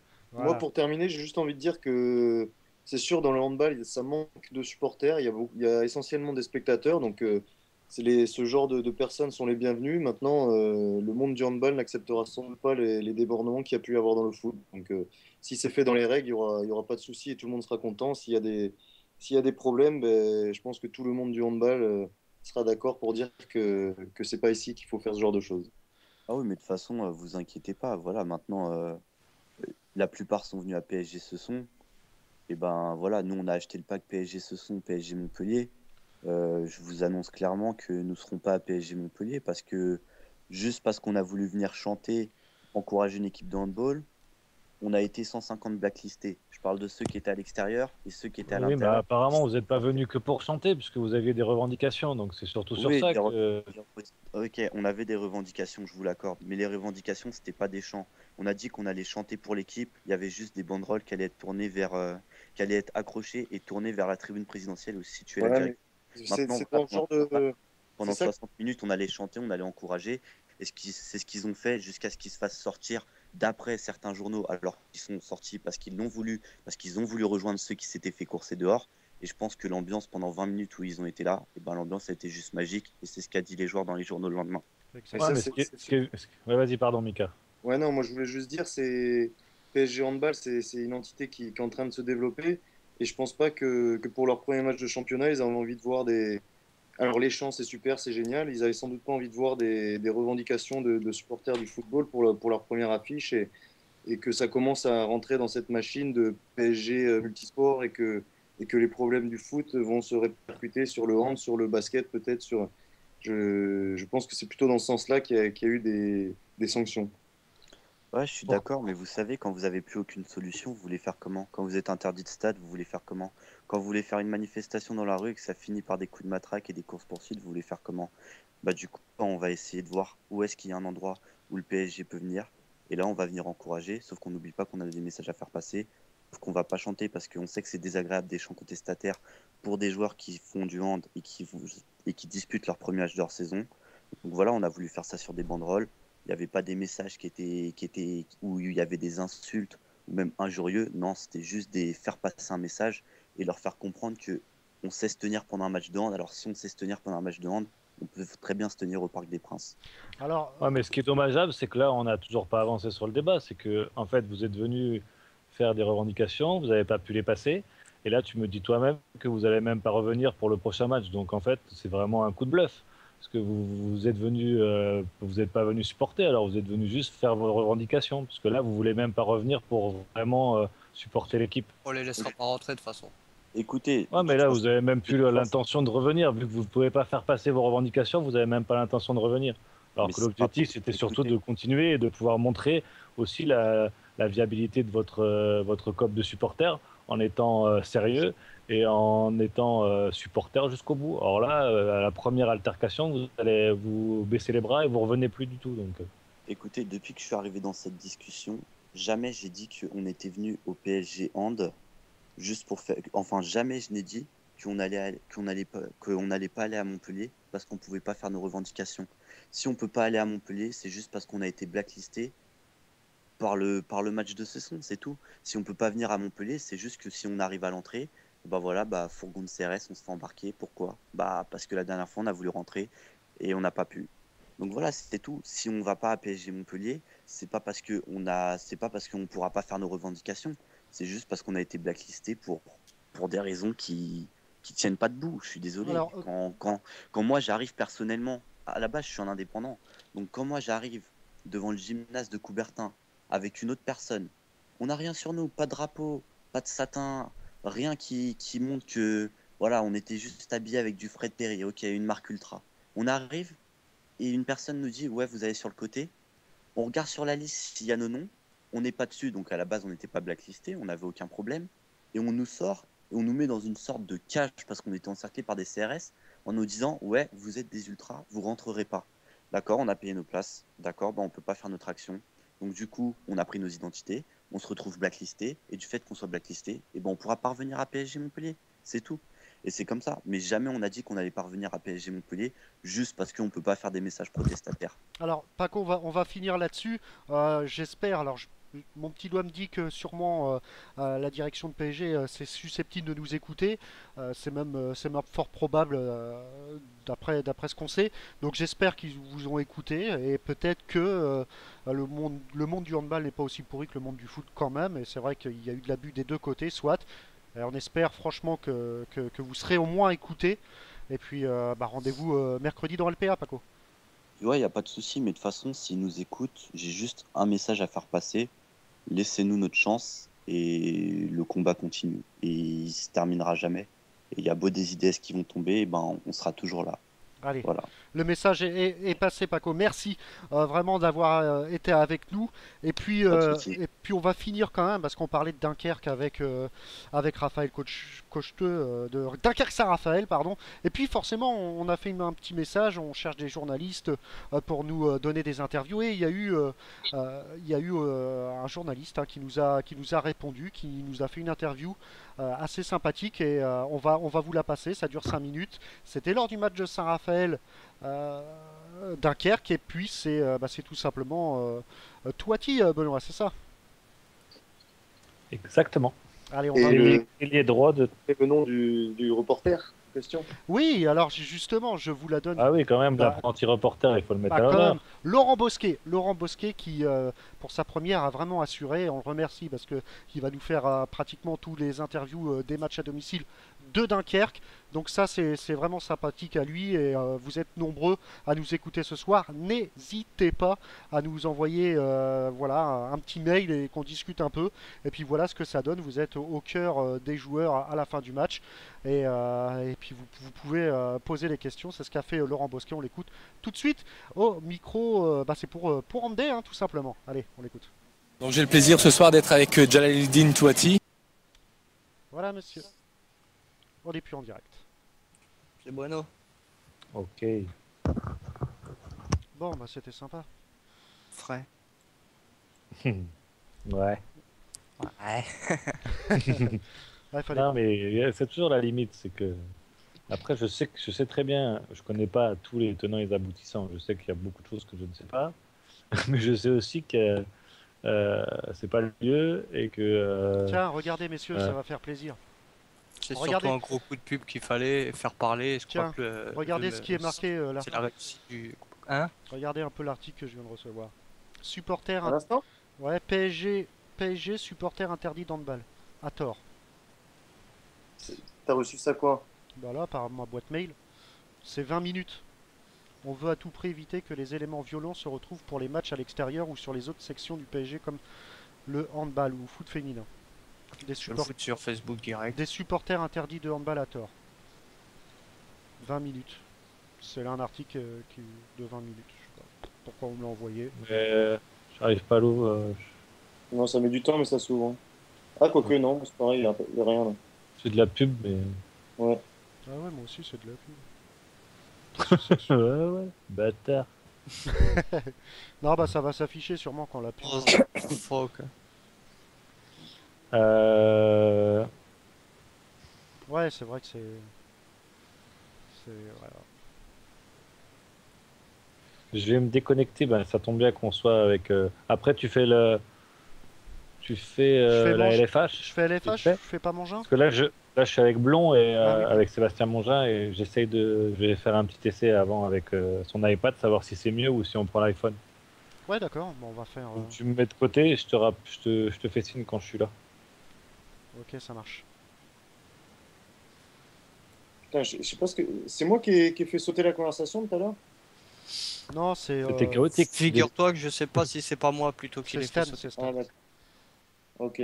Parce que je me demandais si j'avais fait. Parce que je me rappelle plus comment il fallait ajouter les personnes. Merde, le truc que tu m'as mis c'est 20 minutes, mais il est où l'article? Bah, je sais pas, moi. Ça se trouve, il a été déjà viré. Non, non, c'était pas mal, quoi. Bon, après, on va parler un peu de LFH. On va. C'est pareil, j'ai 4-5 minutes d'interview. Et puis on va finir par la Pro D2. Oh, c'était sympa, un petit débat comme ça pour voir un peu la vie des. Ouais. Ce que je veux dire, faudrait qu'on fasse une espèce de mail groupé pour les clubs pour leur demander de nous aider à trouver qui publient sur leur site.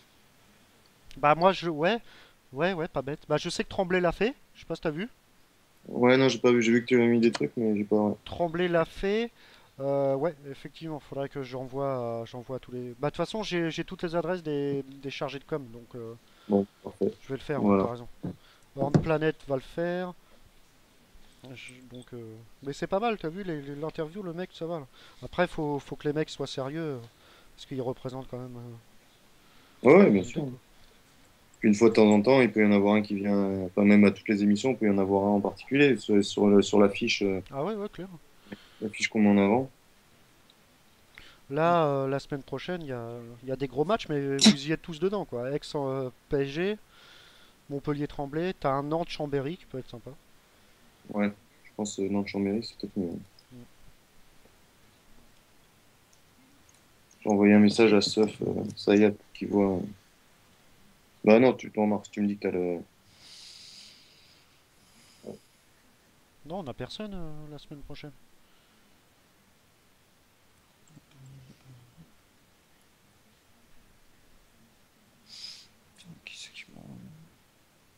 T'as eu des nouvelles de ton équipementier, toi, Mika?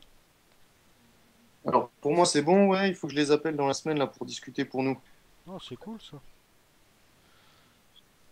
Donc ça va les freins, enfin les trucs qui t'ont filé, ils sont bien vraiment, les baskets, tout ça?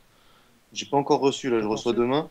Par contre, il y a des très jolis polos, donc s'ils peuvent filer des polos pour les journalistes, c'est clair. C'est des. Ouais. Ouais, c'est clair. Allez, 11 secondes, je remets le truc. Bien sûr. Merci mon ami.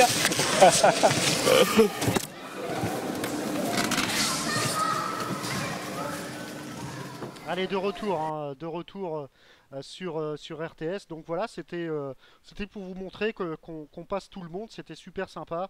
Donc merci à Laurent Bosquet hein, qui nous fait vivre un peu les interviews d'après-match de Dunkerque.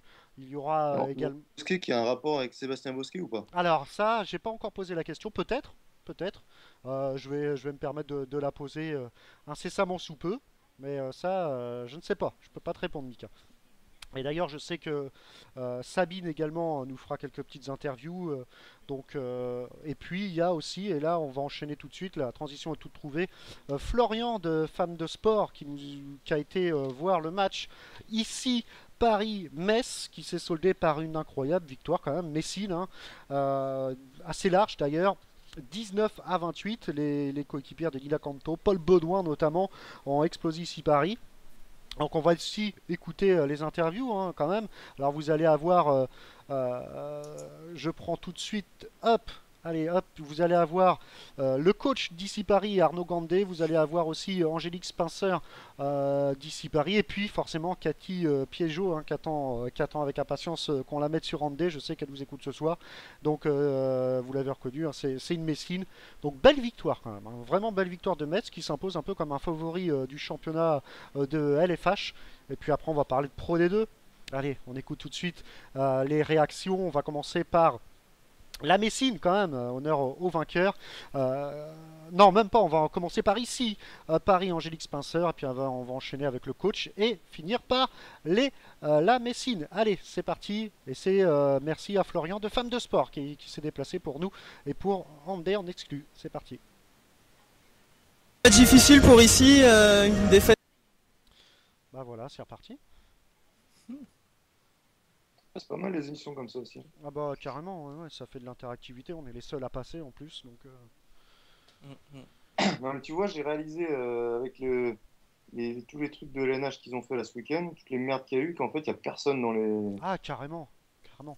Ils regardent les stats et ils font leur résumé en fonction des stats. Bah ouais, parce que moi, voilà, je pensais que c'était Jérôme qui avait marqué. Là, je regarde sur LNH... Cocheteux a marqué 8 buts, je regarde sur Endzone, Cocheteux a marqué 7 buts, je regarde sur un autre truc, c'est 8 buts, putain, je dis c'est quoi le bordel quoi. Tu sais même plus quoi à la fin. Donc Pierre Marche qui met 0 but alors qu'il en a mis 3-4. Ouais, carrément quoi. Ouais, c'est n'importe quoi. Non, là, c'est bien, là, si on peut nous raconter les matchs à chaque fois, c'est pas mal quoi. Carrément, là si un mec à Aix, tu connais pas toi, un supporter Non, je vais chercher là. Je vais demander à ce qu'on mette un truc sur le site. Je vais voir parce je crois qu'il y a une école de journalisme à Aix. Il y a le Sciences Po journalisme, donc. Ouais, ça serait pas mal. Bon. Ouais. Il y a aussi, je vais demander à Ben. Bah déjà on a Dunkerque, donc on a déjà une grosse équipe. Ça serait bien d'avoir un Montpellier, Chambé. Non, je n'avais pas pensé à ça. C'est une sacrée idée. Et puis là, je vais un peu puber partout. Bon, Paris, faut pas rêver. Parce que... Mais bon. Paris, quoi? Paris, à mon avis, ils voudront pas poster le truc, quoi. C'est quoi? Ils vont nous blacklister aussi. Ouais. N'importe quoi, c'est fou, quoi. Je connais quelqu'un qui travaille... Bah, tu sais que ils ont emmerdé Hand Planet, hein? Par rapport à quoi? Un article. Benoît me disait, là. Quel article?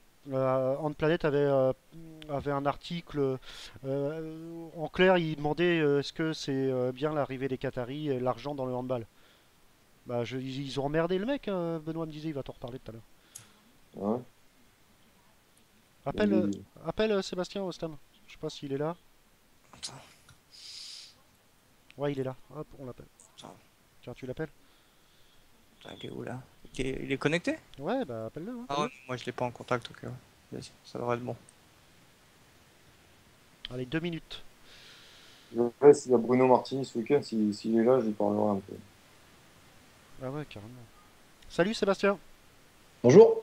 Ah, bah le son est parfait. Bon, on n'est pas encore en direct. Hein. Ouais, enfin, okay. on passe des interviews. Tu peux rappeler Ben aussi, ce serait pas mal. D'accord. Il est où notre petit Ben Talia? Bon, allez, bah, c'est parti. Belle victoire, Seb. Ouais. Bah, un bon match de défense, hein. Ouais, j'ai vu ça, ouais, Ah non. 18-16, je crois, un truc comme ça. C'est ça, 18-16. Ouais. Bon, il reste combien de temps? Tu joues toujours pas, Blanc? Non, toujours pas, non. Tu reprends quand? Vraisemblablement le premier week-end d'octobre. Ah, ça va. Le score aurait été différent. Ça a été du 32 à 16. Ouais, c'est ça. Ça serait tout de suite vu sur la feuille de match. Il reste une minute. Ouais, Benoît, tu me disais quand Planète avait été emmerdé par Paris avec un article. Ah oui. Ouais. Ils ont fait un article C'est en fin de prépa pour dire comme quoi Paris, avec tous ces investissements, est-ce que c'était une bonne chose pour la LNH? Ils avaient fait un article un petit peu vite fait, hein, il n'y avait rien d'incroyable. Mais en fait, un journaliste dans le Planète a été convoqué à Paris. Au début, le journaliste il croyait qu'il était bien, il s'était fait inviter pour l'entraînement et tout. Et ensuite, il s'est fait attraper entre quatre yeux et ils l'ont dégommé. Et ils lui ont dit maintenant, si tu veux des interviews pour rendre Planète, t'as intérêt à être mielleux avec nous et à mettre que des trucs gentils, sinon t'auras plus aucun joueur. Et putain, ils ont rien dit là-dessus. Moi, j'aurais direct enquille. Ouais, mais c'était pas un mec c'était pas ni Loumou, ni c'était un mec qui fait des interviews comme ça par-ci par-là. C'était pas le boss. Allez, on y va, les gars. Milice. De nous choper, Allez, c'est reparti en direct pour finir avec la LFH. On va vous rappeler le score et bon, le classement anecdotique. Hein, c'était la première journée. Alors, c'est parti. Donc, vous l'avez entendu, Metz s'est largement imposé face à ici Paris, 19-28. Dijon-Le Havre, 23 partout. Fleury-les-Aubrais, Nîmes, 29-19.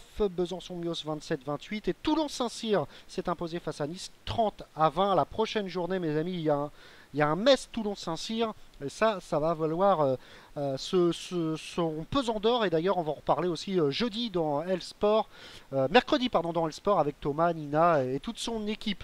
Allez, maintenant, on va passer à la Pro D2. On reçoit Sébastien Mangin, notre spécialiste Pro D2. Bonsoir, Sébastien. Bonsoir à tous. Alors, on va forcément commencer par la belle victoire de Chartres face à Dijon.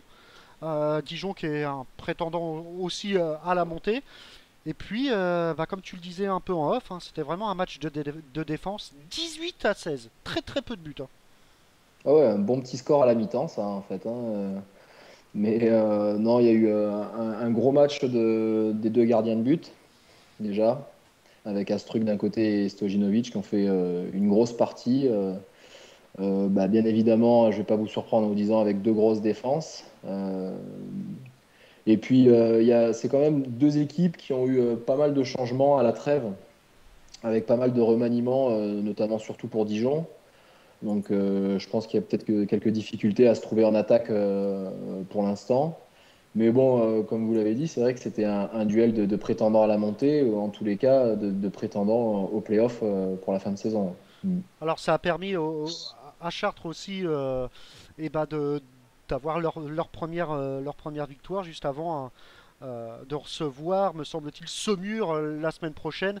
Alors, on nous a demandé aussi beaucoup de vos nouvelles sur la page Facebook, savoir quand est-ce que vous allez retourner et faire un match avec Chartres. Est-ce que vous pouvez nous en dire plus, Sébastien? Ouais, mon retour est prévu pour le match officiel en fait début octobre, donc contre Istres à domicile.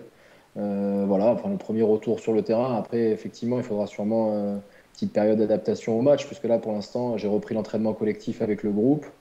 Et même si on a fixé comme date butoir le match contre Istres, il y aura aussi une période où il faudra que je me réhabitue au match, parce que pour l'instant, je fais que dans les entraînements. Donc, mais en tous les cas, pour l'instant, ça tient la route pour début octobre. Alors, Joli retour contre Istres pour toi. Ouais. C'est un pur hasard du calendrier, puisque c'est le médecin du CERS de Saint-Raphaël qui a fixé la date de reprise. Donc du coup, voilà. En même temps, Istres, c'est plus ce que c'était. Istres, il n'y a plus les anciens. C'est sûr que c'est plus le même Istres, c'est plus la même chose. Je vous en parlerai un petit peu après d'ailleurs, quand je vous présenterai un petit peu les équipes de Pro D2 de cette année. Mais c'est vrai que c'est plus, je dirais pas la même philosophie, mais c'est différent, disons. Alors, Un point de pastis. Entre autres. Alors, pour finir un peu avec Chartres, est-ce que ce match-là, justement, a permis de vous rassurer? Ouais, tout à fait, oui. Bah, défaite à l'extérieur contre Massy sur le premier match. Donc, bon, au vu de cette deuxième journée, c'est peut-être pas forcément une contre-performance, mais puisqu'ils ont été s'imposer à Semur ce week-end. Mais oui, effectivement, ça nous a permis de nous rassurer. On a mis les ingrédients qu'il fallait dans la semaine pour faire un bon match le week-end, ce qu'on n'avait peut-être pas fait la semaine précédente. On a mis du combat, on a mis un petit peu plus le bleu de chauffe. Et bah, du coup, ça nous a permis de nous imposer. Alors, effectivement, la victoire n'est pas très large. Mais sur ce genre de match, avec la pression qu'il y avait sur nous à domicile, les attentes des locaux ici, a fait qu'il fallait absolument gagner. Et bon, la manière, ça passera pour la prochaine fois. Alors justement, je crois que vous nous avez préparé un petit truc, et puis peut-être l'équipe surprise en ce début de championnat, ça pourrait être Massy pour l'instant qui gagne deux beaux matchs. Oui, oui, oui. Enfin, bon, au vu du match contre nous la semaine dernière, bon, je suis qu'à moitié étonné, hein, puisque quand je vois le score, ils ont gagné 34-21 à Semur. Mhm. Bon, la semaine dernière, on a eu beaucoup de mal sur leur défense 0-6. Ils mettent beaucoup de valeur. Moi, je vais peut-être un peu me répéter, mais ils pensaient pas être là, ils y sont. Donc, du coup, ils jouent leur carte à fond. Les équipes qui les rencontrent se disent ils devraient pas être là. Donc, du coup, peut-être que c'est une équipe de N1. Et au final, c'est pas du tout une équipe de N1. Puis, ça prouve bien que quand on y met les ingrédients au niveau des valeurs morales, eh ben, on arrive à renverser des montagnes. C'est ce qu'ils sont en train de faire pour l'instant. Alors, Faut je sais pas. rappeler, ouais. Juste, il faut rappeler que Massia a été repêché, c'est ça? Ouais, voilà, c'est ça. Massy a été repêché suite en fait au dépôt de bilan de Saintes. Donc Voilà. ils ont récupéré la place en Pro D2 de Alors Saintes. que Massy était sportivement relégable. Voilà. Tout à fait, c'est ça. Mm. Donc là, sur le match contre Saumur, pour revenir un petit peu plus particulièrement sur le match, il y a une grosse partie de Kreis, hein, donc un ancien de Dijon qui a signé à Massy, qui fait 18 arrêts. A souligné aussi 17 pertes de balles du côté de Semur. Donc, du coup, l'un dans l'autre, je pense qu'ils ont pris pas mal de buts en contre-attaque, notamment Réo qui a mis 12 buts, qui tire aussi les pénaltys. Mais bon, c'est une bonne performance. Semur, la particularité quand même de cette équipe, c'est d'avoir une composante de 4 joueurs qui, à eux 4, forment 8 mètres. Je vais vous parler donc de Sako, Sar, Si et Bram De Witt. Donc, à eux 4, ils mesurent 8 mètres. Mais je pense que pour cette équipe qui joue beaucoup sur les matchs à domicile et les valeurs de combat, ça a quand même été une grosse désillusion pour eux. Et il va falloir qu'ils se remettent tout de suite au travail s'ils veulent pas être comme à l'heure actuelle dans le bas du classement, quoi. Alors, il y a donc Saumur s'est incliné malheureusement face à Massy 21-34. Il y a aussi d'autres matchs, hein, comme notamment on va parler de Mulhouse, un autre prétendant Ouais. au play-off. Ils ont vraiment à un petit but battu Besançon. Donc ça c'est aussi Ouais. une belle perf, hein. Ouais, ouais, c'est une belle perf, d'autant plus que Besançon a mené, alors certes de très peu, hein, toujours un ou deux buts, mais a quand même mené une grande partie du match. Besançon qui a été s'incliner lourdement la semaine dernière à Dijon. Donc du coup, je pense que un petit peu comme nous, ils ont dû mettre dans la semaine l'accent sur le combat pour accueillir Mulhouse. Mulhouse, effectivement, une équipe qui l'année dernière s'est inclinée en finale de barrage contre Billière avec le match houleux et notamment des joueurs qui sont encore suspendus à l'heure actuelle. Ils s'appuient sur un groupe inchangé pratiquement. Bon, de toute façon, ils ont été interdits de recrutement pour des problèmes financiers. Et Besançon a encore quelques blessés à l'heure actuelle qui ne leur permettent pas de tourner à plein régime. Là, sur ce match, on a eu d'un côté Molinier qui a mis 6 buts, qui est un petit peu au four et au moulin. Il a joué 1 heure du côté de Besançon, donc en espérant qu'il ne s'essouffle pas. Sinon, ça risque d'être compliqué pour Besançon aussi, qui sont une des rares équipes avec 2 défaites. Et bon, pour Mulhouse, on a un habitué, hein, donc Martin qui a mis 9 buts et qui a permis donc effectivement sur la fin de match de passer devant et Mulhouse du coup se retrouve parmi les 4 équipes de tête avec 2 victoires après 2 matchs. Donc forcément, un prétendant toujours avec 2 victoires en 2 matchs. Et puis il y a aussi Nîmes qui était en LNH l'année dernière qui s'est imposé face à Ponton Combo 34-31. Nîmes qui reste sur également 2 victoires. Ouais, ouais, disons qu'ils assument bien leur statut, peut-être un petit peu au contraire de Istres, qui, on en reparlera tout à l'heure, qui a perdu son deuxième match. Voilà, je vais vous dire un petit peu les tauliers de Nîmes qui ont fait leur partie, hein. Sorina, 12 buts, Damian Skasianoc, 7 sur 7, qui ont permis donc à Nîmes de s'imposer 34-31, un gros score avec beaucoup de buts. Très peu d'arrêts de gardien du côté de Nîmes. Les deux cumulés se retrouvent avec 5 arrêts. Mais bon, ils arrivent quand même à gagner. Pour moi, c'est l'équipe vraiment favori parce que déjà, ils ont perdu qu'un joueur. Bon, même si c'était un gros joueur, Junion, mais ils ont quand même gardé un effectif de LNH. C'est pas mal hein, quand même. Hein. Et Enfin, c'est comment? pas mal pour Ah non, non, mais si, d'être bien sûr. resté. Non, Hein. non, c'est une grosse Ouais. perte. Ouais. Non, tout à fait. Mais Puis on connaît les valeurs de cette Pro D2. On sait très bien que ce sont les équipes valeureuses, qui ne lâcheront rien, qui seront tenaces de bout en bout. On sait que le championnat de Pro D2 est fait de cette façon-là. Et Nîmes correspond à tout à fait ces valeurs et ces caractéristiques pour faire de cette année un grand favori. oui, c'est vrai, ça correspond effectivement à leur caractère et ils le montrent. Hein, il y a 2 matchs, 2 victoires en allant gagner à l'extérieur sur la première journée chez un promu. Ponto nous on les a joués avec Chartres en préparation. Je les ai trouvés vraiment pas mal sur un premier match contre Nancy. Je trouve avec un recrutement ciblé et intelligent. Et avec pas mal de joueurs qui ont évolué en LNH, hein, notamment Marlin, Kogianine. Et bon, sur ce match-là, Bueno, qui met 9 buts. Euh, bon, je pense qu'ils n'ont pas dû faire un mauvais match. Ça va être très très compliqué, je pense, cette année d'aller gagner à Nîmes. Donc, c'est pas forcément une contre-performance pour Ponto, qui se cale dans le milieu de tableau. Et je pense que c'est une équipe qui va être compliquée à battre, Ponto, quand même, cette année. Et puis, Il leur manque peut-être encore quelques matchs pour que ça tourne à plein régime en attaque, mais je pense que ça devrait être une équipe qui va donner du fil à retordre. il devrait avoir une saison beaucoup plus. allez-y, Pardon, Mika, pardon. Un vas-y, peu Mika. vieillissant les cadres, non? Oui, Ejmanek, Manolovic, ouais, Manolovic. c'est sûr, mais voilà, sur le match, on a joué contre eux nous aussi en préparation. C'est pas forcément, j'ai l'impression, c'est pas forcément les joueurs qui tirent l'équipe à l'heure actuelle. Ejmanek si en attaque, Milan Manolovic en défense bien évidemment, mais bon, je pense que s'ils arrivent à bien s'articuler autour de Kiv, de Marlin et de Kojanine en attaque, ça peut être pas mal. Alors à noter aussi, c'est à souligner, hein, Guillaume Sorina qui finit, je crois, meilleur buteur de LNH l'année dernière, qui est resté avec son club qui est descendu. Je trouve que c'est pas mal. Bah, de toute façon, là, effectivement, sur les 2 matchs, il met plus de 10 buts. Il est parti pour être meilleur buteur de Pro D2.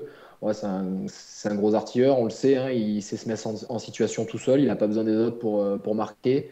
Et ça va être l'atout principal de Nîmes cette année. Et donc, c'est effectivement un gros joueur d'attaque, mêlé à ça une grosse défense avec des valeurs de combat.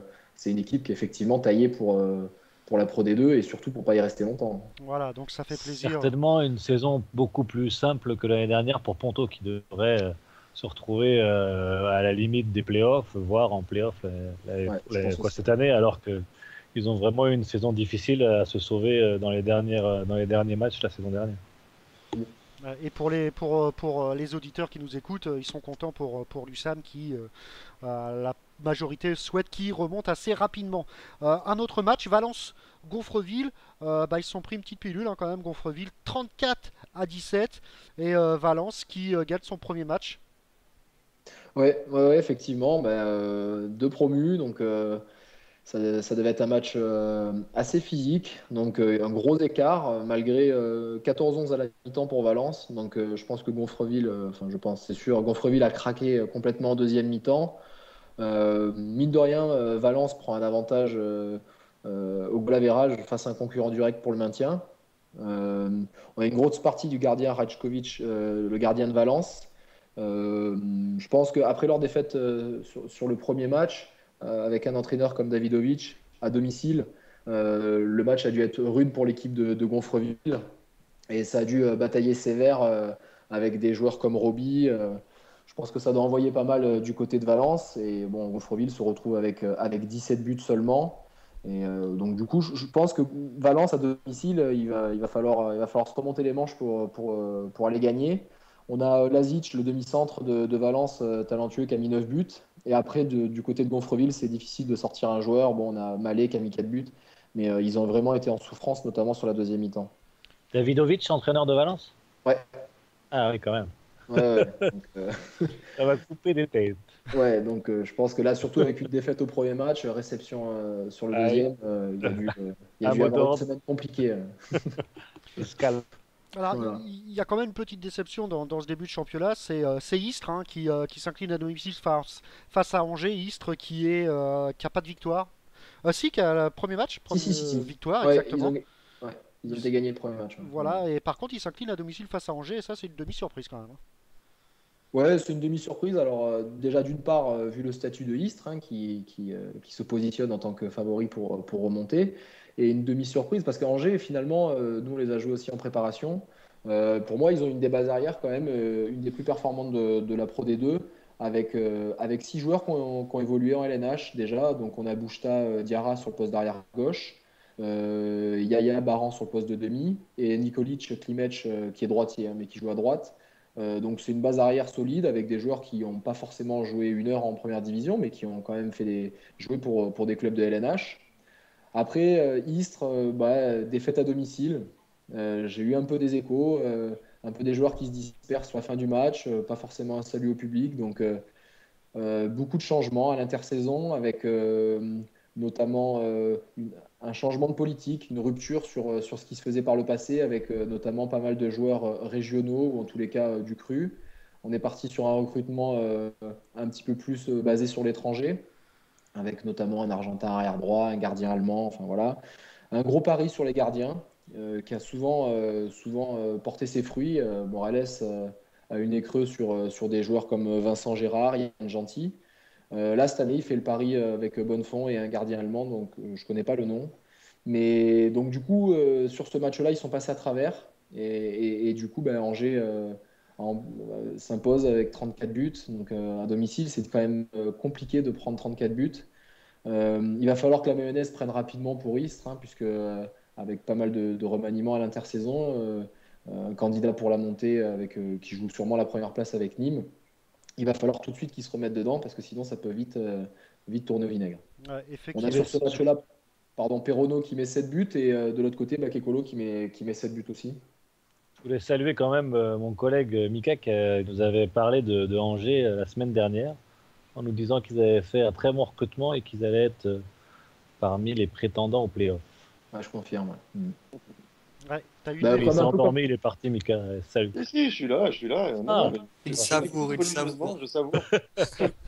C'est un peu comme Ponto, je pense qu'ils vont moins galérer que l'année dernière, puisqu'ils se sont sauvés sur les dernières journées.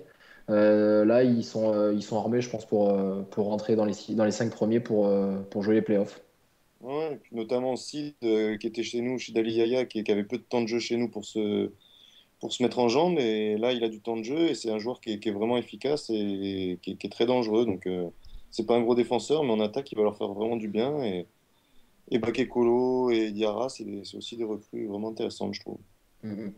On va passer. Là, sur ce match-là, il y en avait quand même Bouchta qui était blessé, Baran aussi, et ils arrivent quand même à s'imposer 34-28. Oui, c'est ça, ils ont un banc maintenant. Voilà, ils ont un banc maintenant. Voilà, une équipe qu'on devra suivre et faire attention du côté des favoris. Et le dernier match, Vernon qui jouait les playoffs l'année dernière face à Nancy. Victoire de Nancy 25-29. Ça démarre mal pour Vernon, 2 défaites. Il serait temps de gagner du côté de Vernon. Oui, c'est sûr. C'est quand même une surprise parce que je les voyais s'imposer chez eux à domicile. Autour de leur axe central Quintalet-Zuzo, deux anciens joueurs de la LNH. Donc je pense que pour eux, ça a été une grosse déception de ne pas confirmer à domicile. Effectivement, là, ils se retrouvent dans le bas du classement avec Besançon, Gonfreville et Semur. Je me fais quand même moins de soucis pour eux que pour Besançon, Gonfreville et Semur. Je pense qu'ils vont réussir quand même à redresser la barre. Nancy, surprenant aussi, parce que nous, on les a joués en préparation. C'est un peu compliqué, c'est un peu laborieux, mais ils s'articulent bien autour de leur 0-6 avec notamment la recrue venant d'Ivry Aubrac qui met de la densité au centre. Et puis, c'est des joueurs quand même qui se connaissent pas mal.